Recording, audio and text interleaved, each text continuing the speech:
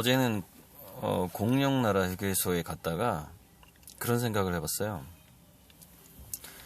그러니까 이게 이제 로봇, 이 소행성이 로봇이면 공룡의 멸종과 관련돼서 소행성이 로봇이라면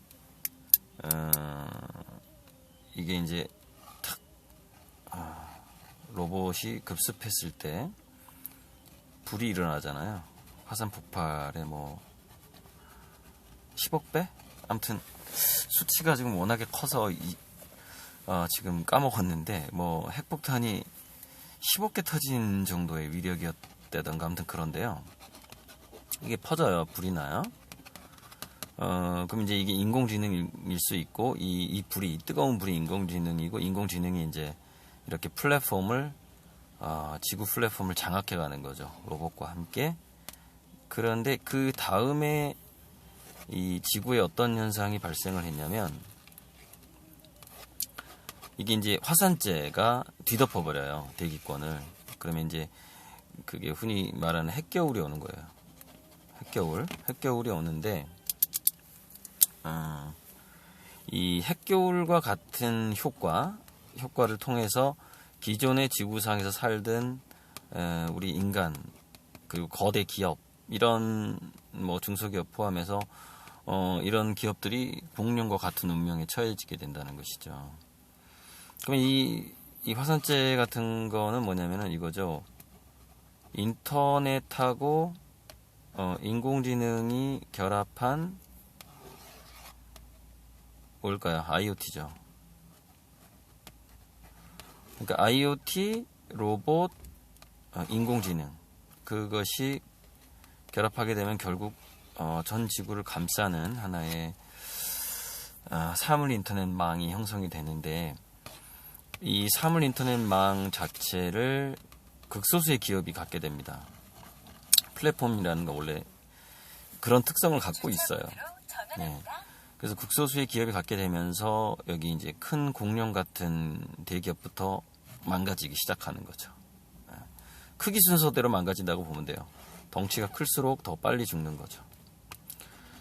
그래서 결국 남는 거는 가정이죠, 가정. 근데 물론 가정도 피해를 보게 되죠. 이런 어떤 핵겨울이 왔을 때.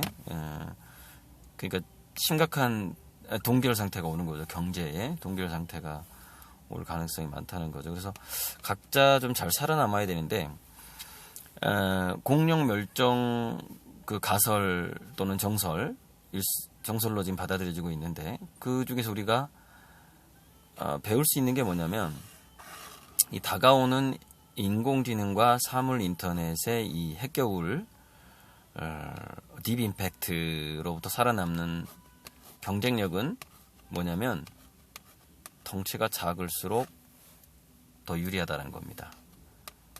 의사결정이 빨라야 되고 그 과소비를 하는 주체가 되면 안 되고 예를 들어서 건물이다 그러면은 빌딩이 일단 관리비가 많이 나가잖아요. 빌딩 다음에 관리비가 많이 나가는 게 아파트죠. 그 다음에 단독주택이죠. 자, 단독주택보다 관리비가 덜 나가는 소규모의 집은 뭘까요? 네, 이런 걸 한번 생각해 보라는 겁니다.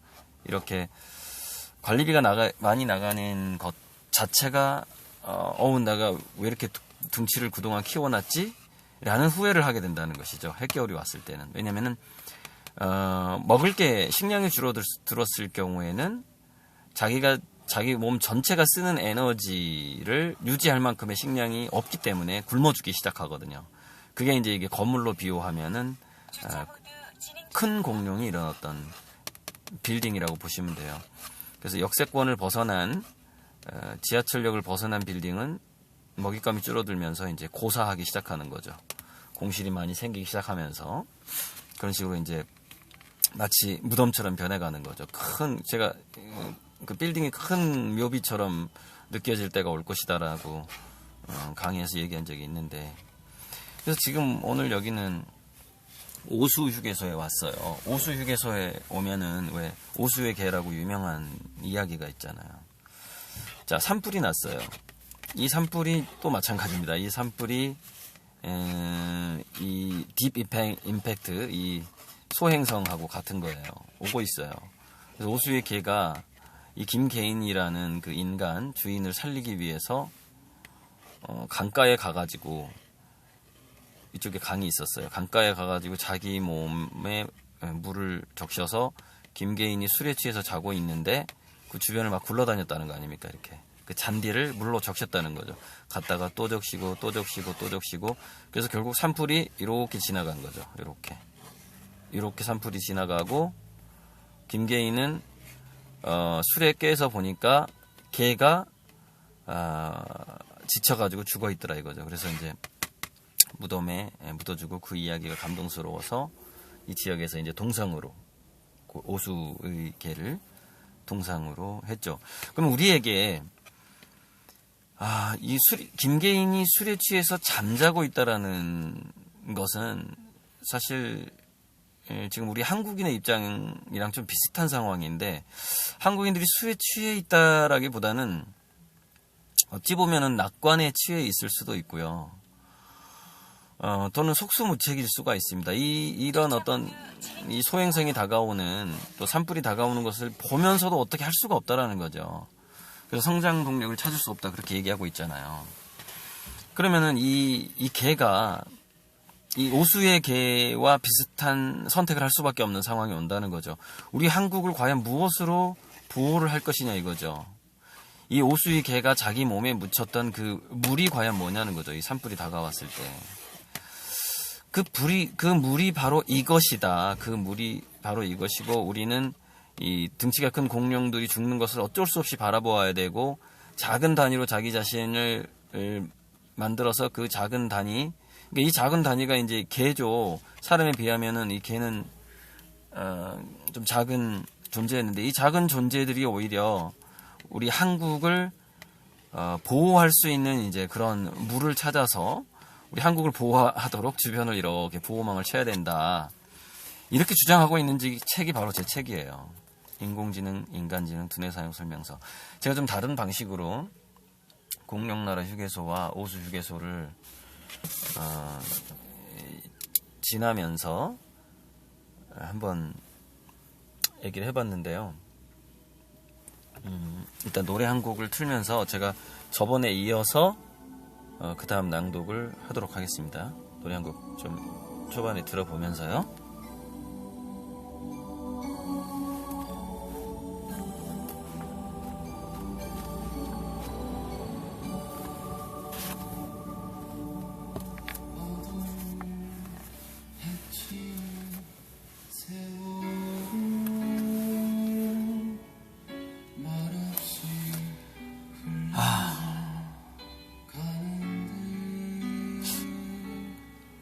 제 여전 18번인데요. 내 아픔 아시는 당신께 조함은.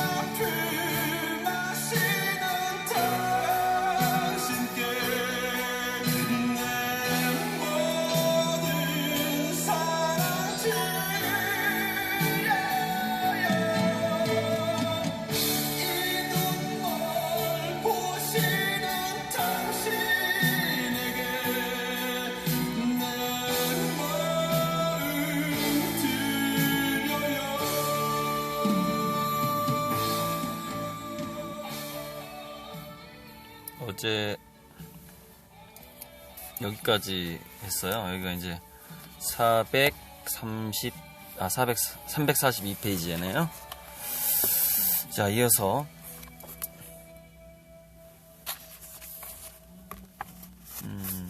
이게 이제 멘토브레인 팁 6일 겁니다. 자, 4. 자기 개발과 동기부여의 뇌과학 상식. 서문에서 언급했듯이 두뇌는 음식의 결핍과 생존을 위한 분투에서 생겨난다. 바다를 떠다니던 생명체는 몸에 이로운 음식 냄새가 나는 특정 방향으로 이동하기 위해 몸을 통제할 필요가 생겨서 신경절을 만들었고, 좋은 먹이를 구하는 법과 포식자를 피하는 법을 기억하기 위해 신경절은 기억 저장소를 더 만들었고, 그 필요성의 확대가 인간의 위대한 두뇌를 만들었다. 뇌가 기억하는 원리를 이해하려면 기억에 있어서 가장 민감하고 중요한 두 부분을 먼저 이해할 필요가 있다. 그 부위는 양심의 가책이나 불결함, 불공정, 역겨움을 담당하는 뇌섬엽과 불안과 공포를 다루는 편도체이다. 이 두 부위는 서두에서 언급했듯 포식자를 피하고 이로운 음식을 구분하려는 기본적 욕구를 다루므로 위기가 오면 가장 강력한 작용을 한다. 문제는 심리적 위기가 와도 그 부위가 예민해진다는 것이다. 인간 진화의 축복은 단지 먹고 하는 것 외의 즐거움으로 살 수 있다는 것이며, 저주는 고도의 심리적 현상을 원시적 몸으로 해석하므로 마음이 몸을 망치게 할 수 있다는 것이다. 오타가 있네. 망치게 할 수 있다. 아무튼 감정이란 것도 몸이 배출한 감정 물질을 두뇌가 해석하는 작용이다. 그러니까 무슨 얘기냐면요. 이게 이제 지능 발달의 저주인데요. 최초에 그 두뇌가 많이 발달하지 않았을 때에 자기 자신의 생존과 번식을 위해서 두뇌가 작용을 했단 말이죠. 근데 이제 두뇌가 발달했는데 생존과 번식이라는 게, 인간의 생존과 번식이라는 게 상당히 복잡해졌다는 거죠.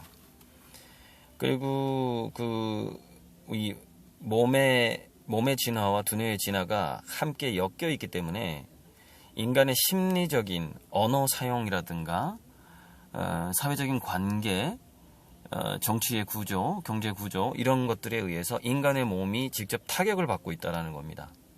왜냐하면 심리가 정서와 감정을 흔들게 만들고, 정서와 감정이 몸에서 거기에 어울릴 만한 원시적인 물질들을 만들어 버려요. 그래서 이제 몸이 망가지고 소화기계가 망가지는 그런 현상들이 나타나게 되는 겁니다.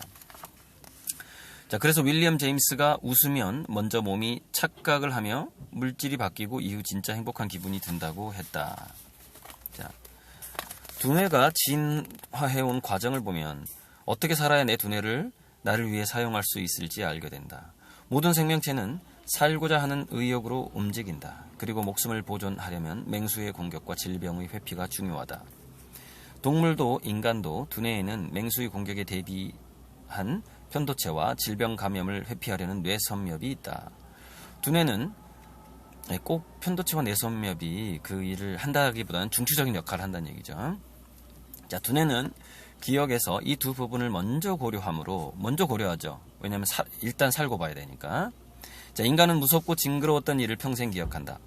짧은 경험이 바로 장기 기억으로 넘어가는 힘의 원동력이 편도체와 뇌섬엽에 있다는 것은 공포와 불안과 위기의식, 역겨움과 불공정함을 잘 사용해야 한다는 얘기다. 특히 공부나 자기개발에 잘 사용해야 합니다. 이런 부분들을. 자, 기억의 어쩌면 제 두뇌 사용 설명서에서 굉장히 중요한 부분이 공포, 불안, 위기의식, 역겨움, 불공정, 이것을 어떻게 내 몸에 이롭게, 내 두뇌에 이롭게 사용할 것인가를 설명해주고 있다는 거죠.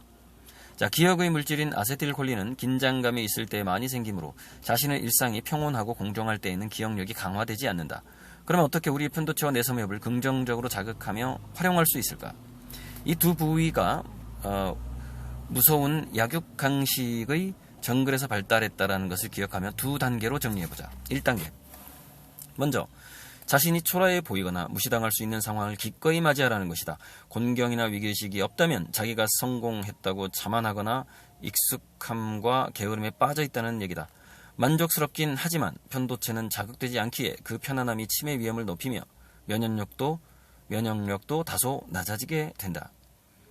곤경이 없더라도 어려운 과제와 어려운 단계에 도전하여 자신을 곤경에 처하게 하라.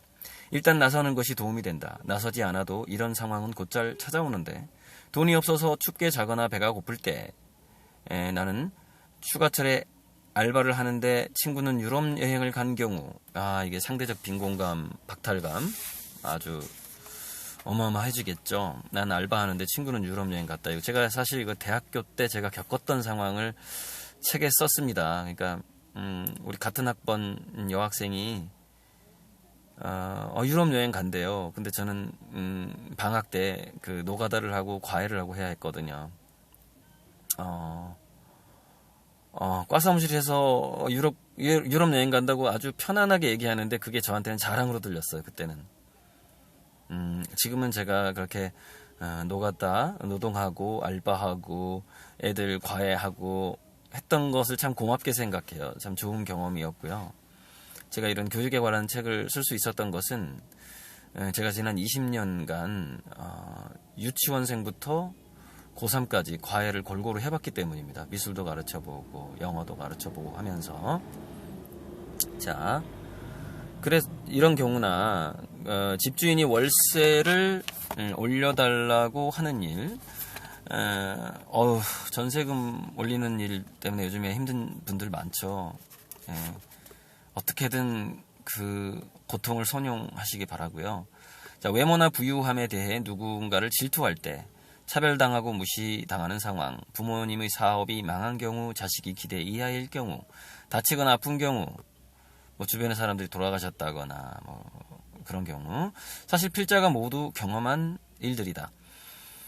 이런 상황들이 자기 두뇌를 위한 설정이라고 보면 원시적 두뇌에서는 기억을 하려는 물질이 많아지는 상황을 고등한 두뇌의 발달로 연결할 수 있다. 이게 이제 일종의 역사 치료인데요. 지금 현재 자신에게 닥친 고난과 고통, 역경 이런 부분들을 하나의 위대한 멘토의 설정, 신의 설정이라고 보는 것이 더 유리합니다. 그것이 착각이든 저는 그걸 사실로 믿는데 사실로 믿지 않더라도 그게 두뇌 발달에는 그다음에 기억력 발달에는 굉장히 유리한 설정이에요. 2단계 자신이 나서서 생긴 곤경이든 태생적인 부족함이나 실수로 생긴 곤경이든 그런 현실을 자괴감으로 느끼면 고등한 학습과 판단과 기억을 하도록 하는 해마와 전두엽이 위축된다는 것을 분명히 기억하자. 이는 에너지 보존의 법칙과 같다. 두뇌 에너지의 총량이 편도체와 내섬엽으로 가면 해마와 전두엽은 영양실조에 걸린다. 악조건의 상황에서 두뇌의 에너지를 해마와 전두엽으로 가게 하는 방법은 제3자의 관점이나 신의 관점으로 전체를 관망하면 된다. 일명 메타적 인지를 하는 것이다. 인문학이 중요한 이유는 중요한인데 이게 종용한이라고 해놨네. 이거 큰일 났네. 오타가 한 200~300개 되는 것 같아요. 인문학이 중요한 이유는 메타적 인지력을 강하게 해주기 때문이다. 오늘의 고통을 미래의 밝은 날을 더욱 밝게 하기 위한 장치라고 생각하면 미래 기억이라는 메타인지를 한 것이다. 어려움을 겪는 사람이 밝은 미래 기억을 갖게 되면 편도체와 뇌섬엽이 활성화된 장기 기억에 유리한 상황에서 상당량의 에너지를 해마와 전두엽에 할당하게 된다. 일명 공포회피 반응이 아닌 멈춤 생각 반응을 하면서 나쁜 상황을 벗어날 계획을 세우게 되고 한없는 인내심의 에너지가 축적이 되어 실천력이 강화된다. 시중에 효과적 기억법에 대한 책이 많지만 기억법보다 중요한 것은 감정과 감격이다. 감정 중에서 꿈을 이루기 위한 열정과 실천이 부족함에 불안을 느끼고 경쟁자를 떠올리며 긴장하는 것은 편도체와 뇌섬엽을 가동시키므로 강한 장기기억 시스템이 돌아가게 한다. 열정과 불안과